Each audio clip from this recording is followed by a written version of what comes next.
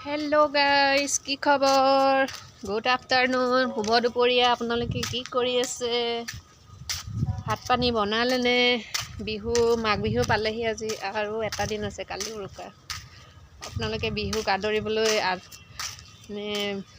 সাজু হৈছে আৰু পিঠা পনা বনাই বা বিহু। আমাৰতো আৰু হোষ্টেলত কি কৰিম, বিহু আৰু ইয়াতে পাতিব লাগিব।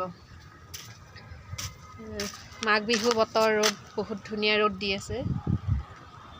কাপোৰ কানি শুকাবলৈ বহুত ধুনীয়া আৰু ৰ'দ। আপোনালোকৰ পিনে ৰ'দ দিছেনে নাই গাইজ? বৰ্তমানতো এতিয়া মই ৰ'দ ল'ব আহিছোঁ। মানে জাষ্ট চুলিটো শুকাব ৰ'দলৈ আহিছোঁ। ভাত পানী বনাই খোৱা বোৱা কৰিলেনে?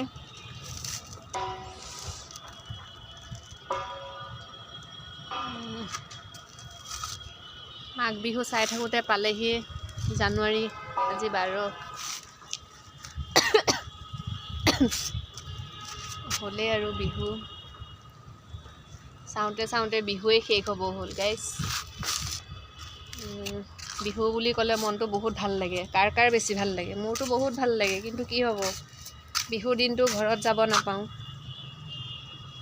ইয়াতে থাকিব লগা হয় আৰু।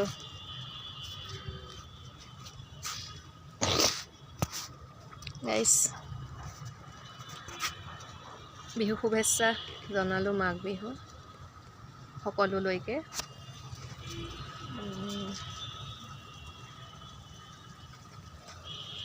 সকলো বিহু আদৰণি।